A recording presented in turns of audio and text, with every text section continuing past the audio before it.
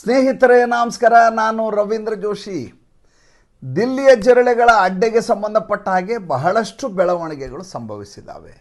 ಒಂದೊಂದಾಗಿ ಹೇಳ್ತಾ ಹೋಗ್ತೀನಿ. ಮೊದಲನೇದಾಗಿ ಸೋನಮ್ ವಾಂಗ್ಚುಕ್ ಈತನ ಬಗ್ಗೆ ಮಾತಾಡ್ತೀನಿ. ಈತನನ್ನು ಸಫ್ದರ್ಜಂಗ್ ಆಸ್ಪತ್ರೆಯಲ್ಲಿ ಅಡ್ಮಿಟ್ ಮಾಡಲಾಗಿತ್ತು.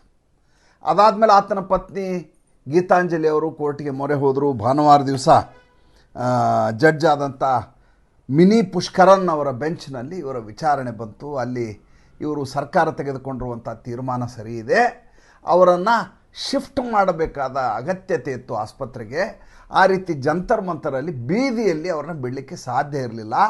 ಆರೋಗ್ಯದ ಸ್ಥಿತಿಗತಿ ಚೆನ್ನಾಗಿರಲಿಲ್ಲ ಅವ್ರದ್ದು. ಹೀಗಾಗಿ ಅವ್ರನ್ನ ಆಸ್ಪತ್ರೆಗೆ ಅಡ್ಮಿಟ್ ಮಾಡಲಾಗಿದೆ. ಅದರ ಬಗ್ಗೆ ಸರ್ಕಾರದ ಮೇಲೆ ಯಾವುದೇ ರೀತಿಯ ಗೂಬೆಯನ್ನು ಕೂರಿಸಲಿಕ್ಕೆ ಆಗೋದಿಲ್ಲ ನೀವು ಅಂತ ಮಿನಿ ಪುಷ್ಕರನ್ ಅವರು ಹೇಳಿಬಿಟ್ರು. ಸಿಂಗಲ್ ಬೆಂಚ್, ದಿಲ್ಲಿ ಹೈಕೋರ್ಟಿನ ಸಿಂಗಲ್ ಬೆಂಚು ಭಾನುವಾರ ನಡೆದ ವಿದ್ಯಮಾನ ಹೇಳ್ತಾ ಇರೋದು ನಾನು. ಅಷ್ಟೇ ಅಲ್ಲ, ಗೀತಾಂಜಲಿ ಅವರು ಕೇಳಿದ್ರು, ನಮಗೆ ಹಕ್ಕಿದೆ, ವೈದ್ಯಕೀಯವಾದಂಥ ನೆರವನ್ನು ನಾವು ಎಲ್ಲಿ ಬೇಕಾದರೂ ಪಡಿಬಹುದು, ಸರ್ಕಾರಿ ಆಸ್ಪತ್ರೆಯಲ್ಲಿ ಪಡಿಬೇಕು ಅಂತಿಲ್ಲ, ನಾವು ಖಾಸಗಿ ಆಸ್ಪತ್ರೆಗೆ ಕರ್ಕೊಂಡು ಹೋಗ್ತೀವಿ, ನಾವು ಗುರುಗ್ರಾಮಕ್ಕೆ ಕರ್ಕೊಂಡು ಹೋಗ್ತೀವಿ, ಮೇದಾಂತ ಹಾಸ್ಪಿಟ್ಲಿಗೆ ಅಡ್ಮಿಟ್ ಮಾಡ್ತೀವಿ ಅಂದರು. ಅವ್ರ ಪರವಾಗಿ ಅಖಿಲ್ ಸಿಬಲ್ಲು, ಕಪಿಲ್ ಸಿಬಲ್ಲು ಇವರೆಲ್ಲ ವಾದ ಮಂಡನೆ. ಅಖಿಲ್ ಸಿಬಲ್ ಅಂದರೆ ಈ ಕಪಿಲ್ ಸಿಬಲ್ಲನ ಮಗ, ಕಿರಿಯ ಮಗ.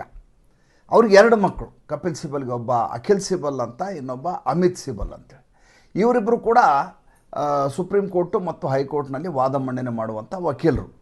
ಕಪಿಲ್ ಸಿಬಲ್ಗೆ ಈ ತಲೆಮಾರು ಮುಗೀತು ಅಂತ ದಯವಿಟ್ಟು ತಾವು ತಿಳ್ಕೊಂಡು ನೆಮ್ಮದಿಯಾಗಿರಬೇಕಾಗಿಲ್ಲ. ಅದಾದ ಮೇಲೂ ಇನ್ನೂ ಇಬ್ಬರು ಇದ್ದಾರೆ ಅನ್ನೋದು ನೀವು ಮನದಟ್ಟ ಮಾಡ್ಕೋಬೇಕು. ಮನಸ್ಸಿಗೆ ಮಾನಸಿಕವಾಗಿ ತಯಾರಿ ಆಗಬೇಕು. ಏಕೆಂದರೆ ಇವತ್ತು ಮಂಗಳವಾರ ನಡೆದಂಥ ವಿಚಾರಣೆಯ ಸಂದರ್ಭದಲ್ಲಿ ಅಖಿಲ್ ಸಿಬಲ್ ಅವರೇ ವಾದ ಮಂಡನೆಯನ್ನು ಮಾಡಿದರು.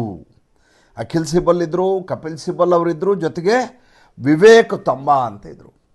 ಈ 3 ಜನ ಏಕಕಾಲಕ್ಕೆ ವಾದ ಮಂಡನೆ ಮಾಡಿ, ಇಲ್ಲಿ ನಾವು ಇಡಂಗಿಲ್ಲ, ಇಲ್ಲಿ ಏನು ಟ್ರೀಟ್ಮೆಂಟ್ ಕೊಡ್ತಾರೆ ನಮ್ಗೆ ಗೊತ್ತಾಗ್ತಾ ಇಲ್ಲ, ನಾವು ಸಫ್ದರ್ಜಂಗ್ ಹಾಸ್ಪಿಟ್ಲಿಂದ ಗುರುಗ್ರಾಮಿಗೆ ಕರ್ಕೊಂಡು ಹೋಗ್ತೀವಿ, ಮೇಡಾಂಟ ಹಾಸ್ಪಿಟ್ಲಿಗೆ ಕರ್ಕೊಂಡು ಹೋಗ್ತೀವಿ.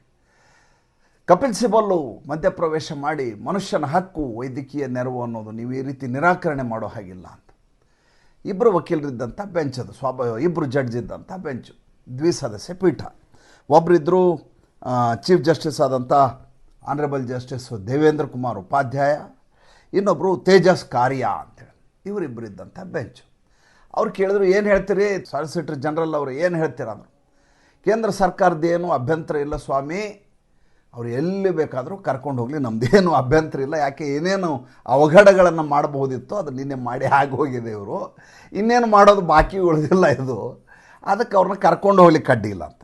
ಇನ್ನು ಇವ್ರ ಜೊತೆ ಇನ್ನೊಬ್ಬರು ಚೇತನ್ ಶರ್ಮಾ ಅಂಥೇಳಿ ಅಡಿಷ್ನಲ್ ಸಾಲಿಸಿಟರ್ ಜನರಲ್ ಇದ್ದರು. ಅವರು ಡಾಕ್ಯುಮೆಂಟ್ಗಳನ್ನು ಕೋರ್ಟಿಗೆ ಸಬ್ಮಿಟ್ ಮಾಡಿದರು. ಜಡ್ಜ್ ಇವರ ವೈಟಲ್ಸ್ ಹೇಗಿದೆ, ಇವರ ಆರ್ಗನ್ಸ್ ಹೆಂಗೆ ಕೆಲಸ ಮಾಡ್ತಾ ಇದ್ದಾವೆ ಏನು ಅನ್ನೋದ್ರ ಕುರಿತಾಗಿ ಇರುವಂಥ ಎಕ್ಸಾಮಿನೇಷನ್ ಮಾಡಿದಂಥ ತೋರಿಸಿದರು. ಅದರಲ್ಲಿ ಈ ಮನುಷ್ಯನಿಗೆ ಡಿಹೈಡ್ರೇಟ್ ಆಗಿ ಕಿಡ್ನಿಗೆ ಸ್ವಲ್ಪ ಸಮಸ್ಯೆ ಆಗಿದೆ ಅಂತ ಇತ್ತು, ಸಕ್ಕರೆ ಪ್ರಮಾಣ ಕಡಿಮೆ ಆಗಿರುವಂಥ ವರದಿ ಇತ್ತು. ಆದರೂ ಕೂಡ ಈತ ತನ್ನ ಅನ್ಷನ್ ಅಂದರೆ ಉಪವಾಸ ಸತ್ಯಾಗ್ರಹವನ್ನು ಮುಂದುವರಿಸ್ತೀನಿ ಅಂತ ಹೇಳ್ತಾ ಇದ್ದಾರೆ.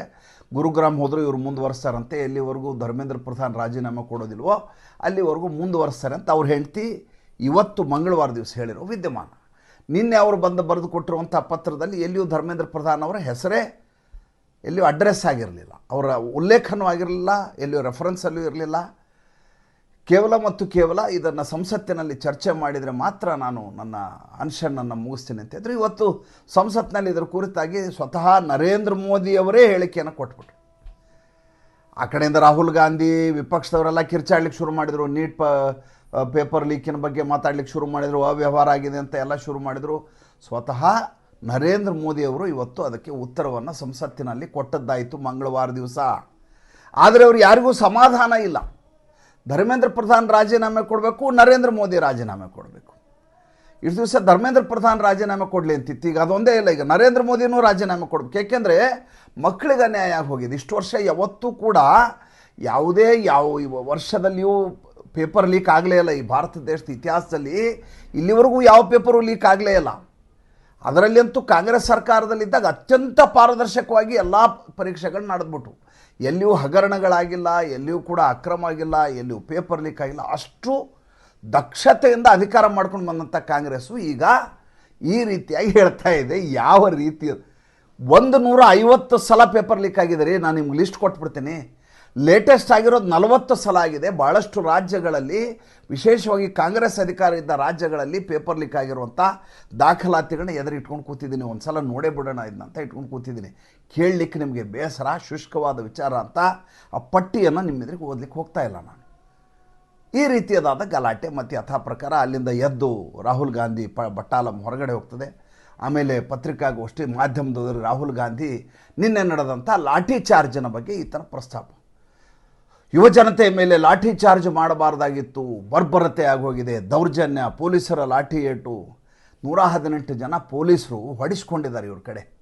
ಈ ದಂಗೆಕೋರರು ಬಂದಿದ್ರಲ್ಲ, ಭೀಮ್ ಆರ್ಮಿ, ಆಮೇಲೆ SFI, AISF, ಬೇರೆ ಬೇರೆ ಹೆಸರಿಟ್ಕೊಂಡು ಏನು ಬಂದಿದ್ರಲ್ಲ ದಂಗೆಕೋರರು, ಈ ದಂಗೆಕೋರು 118 ಪೊಲೀಸರನ್ನು ಎಗ್ಗಿಲ್ಲದೆ ಹೊಡೆದಿದ್ದಾರೆ. ಅದರಲ್ಲಿ ಅಡಿಷ್ನಲ್ ಕಮಿಷನರ್ ಆಫ್ ಪೊಲೀಸ್ನಿಂದ ಹಿಡಿದು ACPಯಿಂದ ಹಿಡಿದು DCPಯಿಂದ ಹಿಡಿದು ಎಲ್ಲರೂ ಇದ್ದಾರೆ ಅದರಲ್ಲಿ. ಒಬ್ಬ ಪೊಲೀಸ್ ಸಬ್ ಇನ್ಸ್ಪೆಕ್ಟರ್ಗಂತೂ ಮಾಬ್ ಲಿಂಚಿಂಗ್ ಮಾಡಲಾಯಿತು. ಆತ ಸಮವಸ್ತ್ರದಲ್ಲಿದ್ದಂಥ ಪೊಲೀಸ್ ಆಗಲಾರದೆ ಯಾವುದೇ ಒಬ್ಬ ವ್ಯಕ್ತಿ ಆಗಿಬಿಟ್ಟಿದ್ರೆ ಇವತ್ತು ರಾಜದೀಪ್ ಸರ್ದೇಸಾಯಿಯಿಂದ ಹಿಡಿದು ಸಾಗರಿಕಾ ಘೋಷಿಂದ ಹಿಡಿದು ಮಹುವಾ ಮೊಯ್ತ್ರಾಯಿಂದ ಹಿಡಿದು ಇದನ್ನು ಜಾಗತಿಕ ಮಟ್ಟದಲ್ಲಿ ತೆಗೆದುಕೊಂಡು ಹೋಗಿರೋರು. ಪೊಲೀಸನ್ನು ಹೊಡೆದಿದ್ದರಿಂದ ಇವ್ರಿಗೆ ಯಾವ ರೀತಿಯದಾದಂಥ ಬೇಸರ ಇಲ್ಲ. ಯಾಕಂದ್ರೆ ಆತ ಮನುಷ್ಯ ಅಲ್ಲ ನೋಡಿ, ಆತ ಇರೋದೇ ಇವ್ರಿಗೋಸ್ಕರ ದುಡಿಲಿಕ್ಕೆ. ಆತ ಬಾಯಿಗೆ ಬಂದ ಹಾಗೆ ಮಾಡಿಸ್ಕೋಬೇಕು, ಅಂದದ್ದನ್ನು ಅನಿಸ್ಕೋಬೇಕು. ಯಾಕೆಂದರೆ ಆತನಿಗೆ ಸರ್ಕಾರ ಪಗಾರ ಕೊಡುತ್ತೆ. ಆತ ಕರ್ತವ್ಯ ನಿರತನಾಗಿರೋದು ಆತನ ಕರ್ತವ್ಯ, ಆತನ ಡ್ಯೂಟಿ. ಇದು ಈ ರೀತಿಯ ದಂಗೆಕೋರರ ಮನಸ್ಥಿತಿ. ಆಯಿತಾ? ನಿನ್ನೆ ಸಂಜೆಗೆ ಮುಗೀತು ಅಂತ ತಿಳ್ಕೊಂಡ್ವಿ. ಜಂತರ್ ಮಂತರ್ನಲ್ಲಿ ಇವರು ಟೆಂಟ್ ಏನಿತ್ತು ಟೆಂಟ್ ಕಿತ್ತಾಕಲಾಯಿತು, ಸ್ಟೇಜ್ ಇತ್ತು ಸ್ಟೇಜನ್ನು ತೆಗೆದು ಹಾಕಲಾಯಿತು, ಬ್ಯಾರಿಕೇಡ್ನ ಹೊರಗೆ ತೆಗೆದು ಎಲ್ಲ ಸಾಮಾನು ತೆಗೆಲಾಯಿತು. ಅಲ್ಲಿ ಒಳಗಡೆ ಇದ್ದಂಥ ಕೊಳಕನ್ನು ನೀವೇನಾದರೂ ಆ ವಿಡಿಯೋ ನೋಡಿಬಿಟ್ರೆ ಇವರು ನಿಜವಾಗಲೂ ಈ ದೇಶದ ಯುವ ಜನತೆಯ, ಇವರ ಬದುಕು ಇಷ್ಟೊಂದು ಕೊಳಕಾಗಿದೆಯಾ, ಇವರು ಇಷ್ಟೊಂದು ಹೀನಾತಿಹೀನ ಜನರ ಅಂತ ನಿಮಗೆ ಅಸಹ್ಯ ಉಂಟಾಗಬೇಕು. ಆ ರೀತಿಯದಾದಂಥ ಒಳಗಡೆ ಸ್ಥಿತಿ ಇತ್ತು. ಅದನ್ನೆಲ್ಲ ನಿನ್ನೆ ರಾತ್ರಿ ಕ್ಲೀನ್ ಮಾಡಿಸಿ ಮತ್ತು ರ್ಯಾಪಿಡ್ ಫೋರ್ಸ್ನ ಅಲ್ಲಿ ನೇಮಿಸಲಾಯಿತು. ರಾತ್ರಿ ಎಲ್ಲ ಕಡೆ ಸುತ್ತಾಡಿದಂಥ ಒಂದಷ್ಟು ಜನ ಅಲ್ಲಿ ಬಂದರು. ರಾತ್ರಿ 3 ಗಂಟೆಗೆ ಒಬ್ಬ ಯೂಟ್ಯೂಬರ್ ಅದನ್ನು ವಿಡಿಯೋ ಮಾಡ್ದ. ಪಾಪ ಆತ ಆ ಕಡೆ ಸರ್ಕಾರದ ಪರವಾಗಿಯೂ ಇಲ್ಲ, ಈ ಕಡೆ ಕಾಕ್ರೋಚ್ಗಳ ಪರವಾಗಿಲ್ಲ. ಆತನ ಮಾತಿನಲ್ಲಿ ಸ್ಪಷ್ಟವಾಗಿ ಕೇಳ್ತಾ ಇತ್ತು. ಇದರ ಒಳಗಡೆ ನೀವು ಜಂತರ್ ಮಂತರ್ ಒಳಗಡೆ ಯಾವ ಭಾಗಕ್ಕಾದರೂ ಬಂದು ನೋಡಿ. ನಾನು ಇಷ್ಟೊತ್ತಾಗಿದೆ, ರಾತ್ರಿ 12:30 1 ಗಂಟೆ ಆಗಿದೆ. ನೀವು ಒಳಗಡೆ ಬಂದು ನೋಡಿ, ಕೆಟ್ಟ ಕೊಳಕು ಸಾರಾಯಿ ವಾಸನೆ ಬರ್ತಾ ಇದೆ. ಎಲ್ಲರೂ ಕುಡ್ಕೊಂಬಂದು ಇಲ್ಲಿ ಮಲ್ಕೊಂಡಿದ್ದಾರೆ ಅಂತ ಆತ ವಿಡಿಯೋ ಮಾಡಿ ಹೇಳ್ತಾ ಇದ್ದ. ತಾನಿದ್ದ ಜಾಗವನ್ನು ಹೇಳ್ತಾ ಇದ್ದ, ಲೈವ್ ಬಂದು ಹೇಳ್ತಾ ಇದ್ದ ವಿಡಿಯೋದಲ್ಲಿ, ಯೂಟ್ಯೂಬ್ನಲ್ಲಿ. ಯಾರಾದರೂ ಇದನ್ನು ಪರೀಕ್ಷೆ ಮಾಡೋದಾದ್ರೆ ದಯವಿಟ್ಟು ಬನ್ನಿ, ನಾನು ಇಲ್ಲೇ ಇದ್ದೀನಿ ಅಂತ ಹೇಳಿ ಸುಮಾರು ಹೊತ್ತು ಆತ ವಿಡಿಯೋವನ್ನು ಮಾಡ್ತಾ ಇದ್ದ. ಇದು ಅಲ್ಲಿರುವಂಥ ಸ್ಥಿತಿ. ಇನ್ನು ಬಂದಿದ್ರಲ್ಲ ಜನ, ಆ ಜನರು ಯಾರು ಅಂತ ಒಂದಷ್ಟು ಇಂಟರ್ವ್ಯೂಗಳನ್ನು ಇವತ್ತು ಹೊರಹಾಕಲಾಯಿತು. ಅವರು ನೋಡಿದರೆ ಈ ಚಂದ್ರಶೇಖರ್ ಆಜಾದ್ ಅಂತ ಹೆಸರಿಟ್ಕೊಂಡು ಓಡಾಡ್ತಾ ಇದ್ದಲ್ಲ, ಚಂದ್ರಶೇಖರ್ ರಾವಣ್, ಚಂದ್ರಶೇಖರ್ ಜಾಟವ್, ಈತ ಬೇರೆ ಬೇರೆ ಭಾಗಗಳಿಂದ ಉತ್ತರ ಪ್ರದೇಶದ ಬೇರೆ ಬೇರೆ ಭಾಗಗಳಿಂದ ಟ್ರೈನ್ನಲ್ಲಿ, ಬಸ್ನಲ್ಲಿ ಎಲ್ಲ ಬರಲಿಕ್ಕೆ ಎಲ್ಲ ರೀತಿಯ ವ್ಯವಸ್ಥೆಯನ್ನು ಮಾಡಿದ್ದ. ಜೊತೆಗೆ ಆಮ್ ಆದ್ಮಿ ಪಾರ್ಟಿ, ಕಾಂಗ್ರೆಸ್ಸು, ಅವರ ಯಾವ್ಯಾವ ಸ್ಟೂಡೆಂಟ್ ಫೆಡರೇಷನ್ಗಳಿದಾವೆ ಅವೆಲ್ಲ ಬರಲಿಕ್ಕೆ ಒಳಗಿಂದ ಒಳಗಡೆ ಎಲ್ಲ ಸ್ಕೆಚ್ಗಳನ್ನು ಹಾಕಿದರು. ಅವರು ಬಂದರು. ಬೇರೆ ಜನನೂ ಕೂಡ ಅಮಾಯಕ ಜನ ಈತನ ಕರೆಯನ್ನು ಹೋಗೊಟ್ಟು, ದೀಪ್ಕೆನೋ ಕರೆಯನ್ನು ಹೋಗೊಟ್ಟು ಬಂದರು. ಏಕೆಂದರೆ ಅಲ್ಲಿ ಬೇರೆ ಈತನನ್ನು ಆಸ್ಪತ್ರೆಗೆ ಅಡ್ಮಿಟ್ ಆಗಿದೆ ವಾಂಗ್ಚೂಕ್ ಅನ್ನೋದು. ಸೋಷಿಯಲ್ ಮೀಡಿಯಾದಲ್ಲಿ ಇದು ಎಷ್ಟು, ಈ ವಿಷಯ ಎಷ್ಟು ವೈರಲ್ ಇದೆ ಅಂದರೆ ಈ ಕಾಕ್ರೋಚ್ ಜನತಾ ಪಾರ್ಟಿದು. ನೀವು ಬೇರೆ ಏನು ನೋಡ್ಲಿಕ್ಕೆ ಹೋದರೂ ಮೊದಲು ನಿಮಗೆ ಕಾಕ್ರೋಚ್ ಜನತಾ ಪಾರ್ಟಿದು ಬರುತ್ತೆ. ಅಷ್ಟೊಂದು ಇದ್ರ ಬಗ್ಗೆ ಸೋಷಿಯಲ್ ಮೀಡಿಯಾದಲ್ಲಿ ವೈರಲ್ ಮಾಡುವಂಥ ಕೆಲಸವನ್ನು ಇವರೆಲ್ಲ ಮಾಡ್ತಾಯಿದ್ರು. ಯಾಕಂದರೆ ಮುಂಚೆ ಇವರು ಸಂಬಳಕ್ಕೆ ಇದೇ ಕೆಲಸ ಮಾಡ್ತಾಯಿದ್ರು ಆಮ್ ಆದ್ಮಿ ಪಾರ್ಟಿನಲ್ಲಿ. ಇದೇ ಅಭಿಜಿತ್ ದೀಪ್ಕೆ, ಇದೇ ವಿಜೇತಾ ದಹಿಯಾ, ಇವರೆಲ್ಲ ಇದೇ ಕೆಲಸ ಮಾಡ್ಕೊಂಬಂದವರು. ಹೀಗಾಗಿ ಇವರು ಭಾಳ ಸುಲಭವಾದ ಕೆಲಸ ನೋಡಿ. ಮಜಾ ನೋಡಿ, ಇವರು ಹೇಗೆ ತಯಾರಿಯನ್ನು ಮಾಡ್ಕೊಂಡಿದ್ರು ಅಂದರೆ, ಚೀಫ್ ಜಸ್ಟಿಸ್ ಆಫ್ ಇಂಡಿಯಾ ಒಂದು ಹೇಳಿಕೆಯನ್ನು ಕೊಟ್ಟರು. ಮೇ 15ನೇ ತಾರೀಕು ಹೇಳಿಕೆ ಕೊಟ್ಟರು. ಮೇ 26ನೇ ತಾರೀಕು ಈ ಇದಕ್ಕಿದ್ದ ಹಾಗೆ ಕಾಕ್ರೋಚ್ ಜನತಾ ಪಾರ್ಟಿ ಅಂತ ಶುರುವಾಗಿಬಿಡುತ್ತೆ. 15ಕ್ಕೆ ಹೇಳಿಕೆ ಕೊಟ್ಟಂಥ ಚೀಫ್ ಜಸ್ಟಿಸು ಅದರ ತಾತ್ಪರ್ಯವೇ ಬೇರೆ, ಮತ್ತಲ್ಲಿ ಪ್ರಸ್ತಾಪ ಮಾಡಲ್ಲ. ಅದಾದಮೇಲೆ ಸ್ಪಷ್ಟೀಕರಣವನ್ನು ಕೊಟ್ಟರವರು. ನಾನು ಎಲ್ಲ ಯುವಕರ ಬಗ್ಗೆ ಮಾತಾಡಿಲ್ಲ, ಯಾರು ಈ ರೀತಿ ಸುಳ್ಳು ಹೇಳ್ಕೊಂಡು ಮಾಲ್ ಪ್ರಾಕ್ಟೀಸ್ ಮಾಡಿಕೊಂಡು ಮಾರ್ಫಿಂಗ್ ಮಾಡಿಕೊಂಡು LLB ಡಿಗ್ರಿ ಹಿಡ್ಕೊಂಬರ್ತಾರೋ ಅವ್ರ ಬಗ್ಗೆ ಮಾತಾಡಿದ್ದು, ನಾನು ಎಲ್ಲ ಸಾರಾಸಗಟಾಗಿ ಯುವಕರ ಬಗ್ಗೆ ಮಾತಾಡಿಲ್ಲ ಅಂತ ಹೇಳಿದರು. ಅದನ್ಯಾರು ಕೇಳಕ್ಕೆ ತಯಾರಿರೋದಿಲ್ಲ. ಅವ್ರಿಗೊಂದು ನೆಪ ಬೇಕಾಗಿತ್ತು. ಆ ನೆಪವನ್ನು ಇಟ್ಕೊಂಡು ಒಂದು ವೇದಿಕೆಯನ್ನು ಸೃಷ್ಟಿಸಲಾಯಿತು. ನನ್ನ ಪ್ರಶ್ನೆ ಅದಲ್ಲ. ಈಗೇನು ನಾವು ಮಾತಾಡ್ತಾ ಇದ್ದೀವಲ್ಲ, ನಿನ್ನೆ ಆದಂಥ ಅರಾಜಕತೆ, ಕಲ್ಲು ತೂರಾಟ, ದೊಂಬಿ, ಇದನ್ನೆಲ್ಲ ಅವರು ಮಾಡಬಲ್ಲರಾದರೆ ಭಾರತೀಯ ಜನತಾ ಪಾರ್ಟಿ ಆಗಲಿ, ರಾಷ್ಟ್ರೀಯ ಸ್ವಯಂ ಸೇವಕ ಸಂಘ ಆಗಲಿ, ಅಥವಾ ಬಜರಂಗ್ ದಳ ಆಗಲಿ, ವಿಶ್ವ ಹಿಂದೂ ಪರಿಷತ್ ಆಗಲಿ, ಇವರ ಹತ್ರ ಕಾರ್ಯಕರ್ತರು ಇಲ್ವಾ? ಇದನ್ನು ಎದುರಿಸುವ ಶಕ್ತಿ ಈ ದೇಶದ ದೇಶಭಕ್ತರಲ್ಲಿ ಇಲ್ವಾ? ಇವರು ದೇಶದ್ರೋಹಿಗಳು ಅಂತ ನಮಗೆ ಪ್ರೂವ್ ಆಯಿತು. ಪ್ರೂವ್ ಆಗಿದ್ದು ನಿನ್ನೆ ಅಲ್ಲ. ಯಾವತ್ತು ಈತ ಈ ರೀತಿಯ ಪ್ರತಿಭಟನೆಯನ್ನು ಮಾಡಲಿಕ್ಕೆ ಶುರು ಮಾಡಿದ್ನೋ, ಯಾವತ್ತು ಇದರೊಳಗಡೆ ಸಲೀಂ ಯಾದವ್ ಎನ್ನುವಂಥ ಧೂರ್ತ ಯೋಗೇಂದ್ರ ಯಾದವ್ ಹೆಸರಿಟ್ಕೊಂಡು ಎಲ್ಲ ಕಡೆ ಓಡಾಡ್ತಾ ವೇದಿಕೆಯನ್ನು ಹಂಚಿಕೊಂಡು, ಯಾವಾಗ ಎಡಚರ್ರೆಲ್ಲ ಬಂದು ಒಬ್ಬೊಬ್ಬರಾಗಿ ಭಾಷಣ ಮಾಡಲಿಕ್ಕೆ ಶುರು ಮಾಡಿದ್ರು, ಅಲ್ಲಾ ತೇರಾ ನಾಮಂತ ಯಾರು ಹಾಡು ಹೇಳಲಿಕ್ಕೆ ಶುರು ಮಾಡಿದ್ರು, ಯಾವಾಗ ಅರವಿಂದ್ ಕೇಜ್ರಿವಾಲ್ ಥರದವ್ರು ಎಂಟ್ರಿ ಆದರು, ಆವಾಗಲಾದರೂ ನಾವು ಎಚ್ಚರಿಕೋಬೋದಿತ್ತಲ್ಲ. ಅಲ್ಲಿ ಪ್ರತಿ ದಿವಸ ಬರ್ತಾ ಇದ್ದಂಥವ್ರ ಸಂಖ್ಯೆ ಎಷ್ಟು? 250ರಿಂದ 300 ಜನ. ಬಾಬರಿ ಮಸೀದಿಯನ್ನು ಸಂಕಲ್ಪ ಮಾಡಿ ಕೆಡವಿದಂಥವ್ರು ನಾವು. ನಮ್ಮೂರಿಂದ ತೊಗೊಂಡೋಗಿ ನಾವು ಸಲಿಗೆ ಒಯ್ಲಿಲ್ಲ, ಪಿಕಾಸಿ ಒಯ್ಲಿಲ್ಲ, ಗುದ್ಲಿ ಒಯ್ದಿರಲಿಲ್ಲ, ಬಿಲ್ಡಿಂಗ್ ಕೆಡ್ಲಿಕ್ಕೆ ಬೇಕಾದಂಥ ವಸ್ತುಗಳನ್ನ ಒಯ್ದಿರಲಿಲ್ಲ. ಆವಾಗಂತೂ JCB ಅಂತೂ ಇರಲೇ ಇಲ್ಲ. ಅಂಥ ಕಾಲದಲ್ಲಿ ಕೇವಲ ಮತ್ತು ಕೇವಲ ಧರ್ಮಕ್ಕೆ, ರಾಷ್ಟ್ರಕ್ಕೆ ಅನ್ಯಾಯ ಆಗ್ತಾ ಇದೆ ಅನ್ನುವಂಥ ಏಕಮೇವ ಕಾರಣಕ್ಕೆ ರಕ್ತ ಕೊಟ್ಟಂಥ ದೇಶ ಇದು. ಈಗ ಯಾವ ಪುಟಗೋಸಿಗಳು 250 ಜಿರ್ಲೆಗಳು ಓಡಾಡ್ತಾ ಇದ್ದಾವೆ ಅಂದ್ರೆ ಅದಕ್ಕೆ ಹಿಟ್ಟು ಹೊಡೆಯೋದು ಎಷ್ಟೊತ್ತು ಸ್ವಾಮಿ? ನೀವು ಜಂತರ್ ಮಂತರ್ಲೆ ಅನುಮತಿ ಇಲ್ಲದೆ ಅವ್ರು ಕೂಡ್ತಾರೆ. ಅನುಮತಿ ತೊಗೊಂಡು ನೀವು ಕೂಡ್ಲಿಕ್ಕೆ ಸರ್ಕಾರ ನಿಮ್ಮ ಜೊತೆ ಇದೆಯಲ್ಲ ಸ್ವಾಮಿ. ಈಗ ಅವ್ರ ಅನುಮತಿನೇ ಇಲ್ಲ. ನಿನ್ನೆ ಈ ಸಂಸತ್ ಚಲೋ ಅದು ಇದನ್ನು ಮಾಡಲಿಕ್ಕೆ, ರ್ಯಾಲಿ ಮಾಡಲಿಕ್ಕೆ ಅನುಮತಿಯನ್ನು ಕೊಟ್ಟಿಲ್ಲ ಅಂತ DCP ಸಚಿನ್ ಶರ್ಮಾ ಸ್ಪಷ್ಟವಾಗಿ ಮೊನ್ನೆ ಸಂಜೆನೇ 6 ಗಂಟೆಗೆ ಹೇಳಿದರು. ನಿಮ್ಮ ಅನುಮತಿ ಅವಧಿ ಮುಗಿದಿದೆ, ಜಂತರ್ ಮಂತರ್ ಖಾಲಿ ಮಾಡಬೇಕು ಅಂತ ನಿರಂತರವಾಗಿ ಅವರ ನಿರಂತರವಾಗಿ ಆರ್ತನಾದ, ಅರಣ್ಯ ರೋದನ. ಯಾರೋ ಅವ್ರ ಮಾತು ಕೇಳಲಿಲ್ಲ. ಏನಾದರೂ ಕ್ರಮ ಕೈಗೊಂಡ್ರಾ? ಅವಾಗಿದ್ದ ಜನರ ಸಂಖ್ಯೆ ಎಷ್ಟು? ಹಬ್ಬಬ್ಬ ಅಂದರೆ 2,000, 3,000, 5,000. ಚದುರಿಸೋದು ದೊಡ್ಡ ಕೆಲಸವೇ ಆ ಸಂದರ್ಭದಲ್ಲಿ. ಯಾಕಂದ್ರೆ ನಿರೀಕ್ಷಣೆ ಮಾಡಿರಲಿಲ್ಲ ಅವ್ರು ಚದುರಿಸ್ತಾರೆ ಅಂಥೇಳಿ, ಹೆದರ್ಕೋತಾರೆ ಅಂತ. ಮಾಬೋಕ್ರಸಿ ಅಂತ ಕರೀತಾರೆ. ಡೆಮೋಕ್ರಸಿ ಅಲ್ಲ, ಮಾಬೋಕ್ರಸಿ ಅಂದರೆ ಜನ ಬೀದಿಗಿಳಿದು ಗಲಾಟೆ ಮಾಡಲಿಕ್ಕೆ ಶುರು ಮಾಡಿಬಿಟ್ರೆ ಸರ್ಕಾರಗಳು ಕೂಡ ಹೆದರ್ತವೆ ಅನ್ನುವಂಥ ಒಂದು ಮನಸ್ಥಿತಿ ಭಾರತ ದೇಶದಲ್ಲಿ ಇದೆ. ಆ ನಿಟ್ಟಿನಲ್ಲಿ ಇದನ್ನು ಅಭಿಜಿತ್ ದೀಪ್ಕೆಗೆ ಇವರ ಟ್ಯುಟೋರಿಯಲ್ ಇದೆಯಲ್ಲ, ಅರವಿಂದ್ ಕೇಜ್ರಿವಾಲ್, ಮನೀಶ್ ಸಿಸೋಡಿಯಾ ಟ್ಯುಟೋರಿಯಲ್, ಇವರು ಇದನ್ನೇ 2011ರಲ್ಲಿ ಮಾಡಿದ್ದು. ಅದೇ ರೀತಿ ಮಾಡೋಣ ಅಂಥೇಳಿ ಇವರು ಮುಂದುವರ್ಸ್ಕೊಂಡು ಹೋದರು. ಅವತ್ತು ಕಾಂಗ್ರೆಸ್ ಏನು ಮಾಡಿತ್ತು? ಬೆಳಗಿನ ಜಾವ 4 ಗಂಟೆಗೆ ಎಲ್ಲರನ್ನೂ ಒಕ್ಕಲೆಬ್ಬಿಸ್ತು. ನಿಮ್ಗೆ ಆ ರೀತಿ ಮಾಡ್ಲಿಕ್ಕೆ ಬರಲ್ವಾ? ನಿಮಗೆ ಈತನನ್ನು ಸೋನಮ್ ವಾಂಗ್ಚುಕ್ನನ್ನು ಎತ್ಕೊಂಡು ಹೋಗ್ಲಿಕ್ಕೆ ಬಂತು. ವಾಪಸ್ ಯಾರು ಒಳಗಡೆ ಬರಲಾರ್ದಾಗ ತಡಿಲಿಕ್ಕೆ ಬರಲ್ಲ ಅಂದರೆ ನಾಳೆ ಯಾವುದೋ ಶತ್ರು ರಾಷ್ಟ್ರದವರು ಏಕಕಾಲಕ್ಕೆ ಒಂದು 5,000 ಜನ ಬಾಂಗ್ಲಾದೇಶದಿಂದ ಕಲ್ಕತ್ತಾದೊಳಗಡೆ ನುಗ್ಗಿವಂತ ಅಂದ್ಬಿಡ್ತಾರೆ. ಒಂದು 10,000 ಜನ ಬಂದರು ಅಂತ.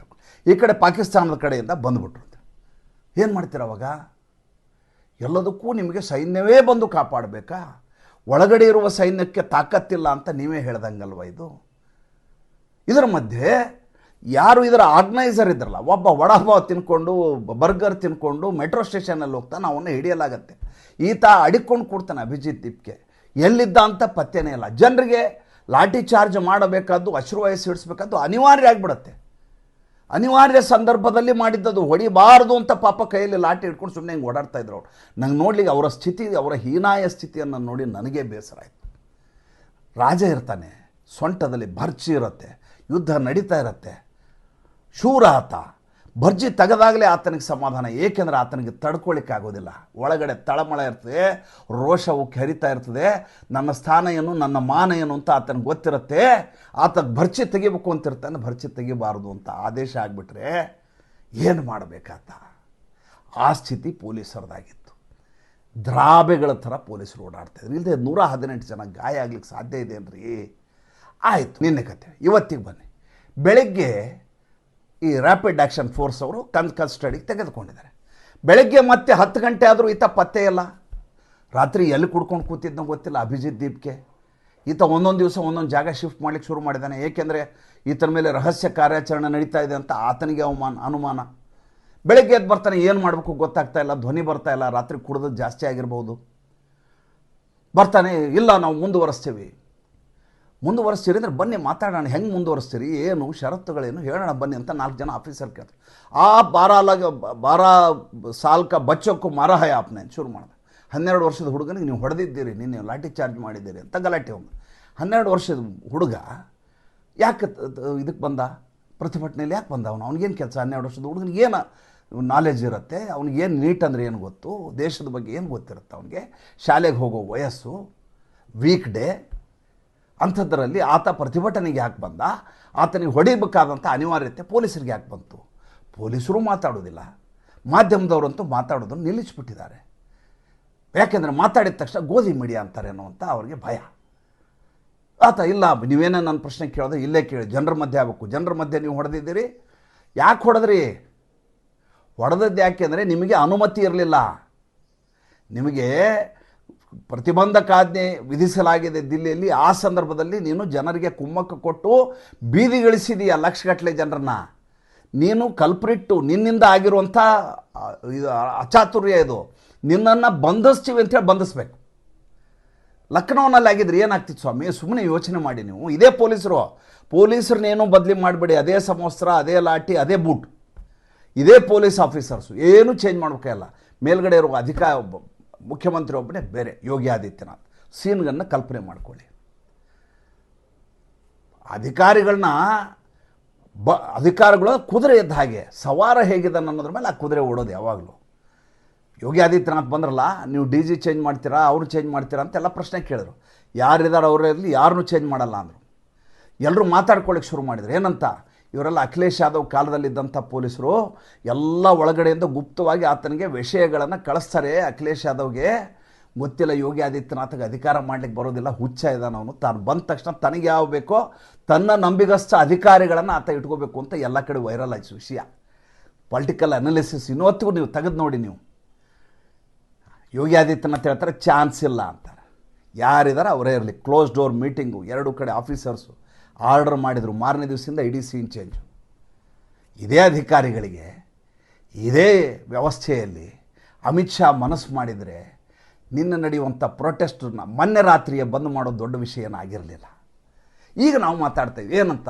ಇದು ಟೂಲ್ ಕಿಟ್ಟು, ಇದನ್ನು CIA ಮಾಡಿಸಿದ್ದಾರೆ. ಆ ಕಡೆ ಖಲಿಸ್ತಾನಿ ಶಕ್ತಿಗಳು ಬರ್ತಾ ಇದ್ದಾವೆ. ಟಿಕಾಯತ್ಗೂ ಇದಕ್ಕೂ ಏನು ಸಂಬಂಧ? ಹೌದು ಸ್ವಾಮಿ, ಇದು ಈಗ ಗೊತ್ತಾಯ್ತಾ ನಿಮಗೆ? ಅವತ್ತು ಗೊತ್ತಾಗಲಿಲ್ವಾ? ಈಗ ನೋಡಿ, ನಾಳೆ ಬೆಳಗ್ಗೆ ಸುಪ್ರೀಂ ಕೋರ್ಟ್ನಲ್ಲಿ ತುರ್ತು ವಿಚಾರಣೆಗೆ ಅಪ್ಲಿಕೇಶನ್ ಹಾಕ್ತಾ ಇದ್ದಾನೆ. ಯಾರು? ಅಭಿಜಿತ್ ದೀಪ್ಗೆ, ಒಬ್ಬ ನಿರುದ್ಯೋಗಿ, ಅರ್ಧಂಬರ್ಧ ಓದಿ ಅಮೇರಿಕೆಯಿಂದ ವಾಪಸ್ ಬೋಸ್ಟನ್ನಿಂದ ಬಂದ ವ್ಯಕ್ತಿ.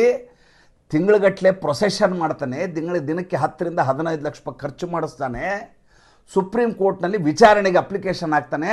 ಲಾಠಿ ಚಾರ್ಜ್ ಮಾಡಿದ್ದು ಸಂವಿಧಾನ ಬಾಹಿರ, ಇದರ ಕುರಿತು ಸರ್ಕಾರದ ಮೇಲೆ ಕ್ರಮ ಕೈಗೊಳ್ಳಬೇಕು ಅಂತ ಕೇಸ್ ಆಗ್ತದೆ. ನಾಳೆ ಬೆಳಗ್ಗೆ ಕೋರ್ಟ್ಗೆ ಹೋಗ್ತಾ ಇದೆ ಪ್ರಕರಣ. ಇದು ಅಪ್ಲಿಕೇಶನ್ ಹಾಕ್ಲಿಕ್ಕೆ ರೆಡಿ ಮಾಡಿದ್ದಾರೆ. ಅಷ್ಟೇ ಅಲ್ಲ, ನಾನು ಹೇಳಿದ್ದೆ ಮೊನ್ನೆ ನಿಮ್ಗೆ ಏನಂತ, ಇದು ಕೇವಲ ದಿಲ್ಲಿಗೆ ಸೀಮಿತ ಅಲ್ಲ, ದೇಶಾದ್ಯಂತ ಹರಡತ್ತೆ ಇದು ಅಂತ. ಜುಲೈ 24ನೇ ತಾರೀಕಿಂದ ದೇಶದ ಎಲ್ಲ ಪ್ರಮುಖ ರಾಜಧಾನಿಗಳಲ್ಲಿ ಕಾಕ್ರೋಚ್ನ ಹೋರಾಟ ಶುರುವಾಗಲಿದೆ. ನಾವು ಹೆಮ್ಮೆಯಿಂದ ಹೇಳ್ತೀವಿ, ಅಮಿತ್ ಶಾ ಇದ್ದಾರೆ, ನರೇಂದ್ರ ಮೋದಿ ಇದ್ದಾರೆ, ಇವ್ರು ಏನು ಮಾಡಲಿಕ್ಕಾಗತ್ತೆ? ಹೆಂಗೆ ಮಾಡ್ತಾರೆ ನೋಡ್ತಾ ಇರಿ, ಯಾವ ರೀತಿ ಆಗ್ತದೆ ನೋಡ್ತಾ ಇರಿ. ಹೆಂಗೆ ಹೊಡಿತಾರೆ, ಬಗ್ಗು ಬಡ್ದು ಟೀನ ಘಟ ಕುಡಿಯೋಲ್ಲ ನರೇಂದ್ರ ಮೋದಿ ಅಮಿತ್ ಶಾ. ತಡವರಿಸಿ ತಣ್ಣಗಾಗೋರು ಕಾದು ಕಾದು ಕಾದು ಕುಡಿತಾರೆ. ಏನು ಪುಂಖಾನುಪುಂಖವಾಗಿ ನಮ್ಮ ಮಾತುಗಳನ್ನ ಕೇಳಿದವರೆಲ್ಲ ಪುಳಕ. ಆಹಾ, ಏನು ಮಾತಾಡ್ತಾನ್ರಿ ಇವನು, ಏನು ಮಾತಾಡ್ತಾನ್ರಿ ಇವನು. ನೋಡಿದರೆ ಅಲ್ಲಿ ನೋಡಿ, ಇವತ್ತಿನ ಬೆಳವಣಿಗೆ ನೋಡಿ. ಬೆಳಗ್ಗೆ ಎದ್ದ ತಕ್ಷಣ ಅರವಿಂದ್ ಕೇಜ್ರಿವಾಲ್ ಮಾಡಿದ ಮೊದಲ ಕೆಲಸ ಏನು ಹೇಳ್ರಿ ನೋಡೋಣ. ನೇರವಾಗಿ ಯಾವ್ಯಾವ ಮಕ್ಕಳ ಮೇಲೆ ಲಾಠಿ ಚಾರ್ಜ್ ಆಗಿದೆಯೋ ಅವ್ರನ್ನ ಭೇಟಿ ಆಗ್ಲಿಕ್ಕೆ ಹೋಗ್ತಾನೆ, ಸಾಂತ್ವನವನ್ನು ಹೇಳ್ತಾನೆ.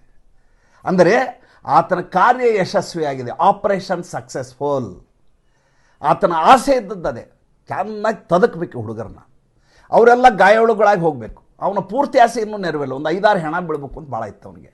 ಸಾಧ್ಯವಾದರೆ ಗೋಲಿಬಾರ್ ಆಗಲಿ ಅಂತಿತ್ತು. ಅದಾದಮೇಲೆ ಪತ್ರಿಕಾಗೋಷ್ಠಿ ಮಾಡ್ತಾನೆ.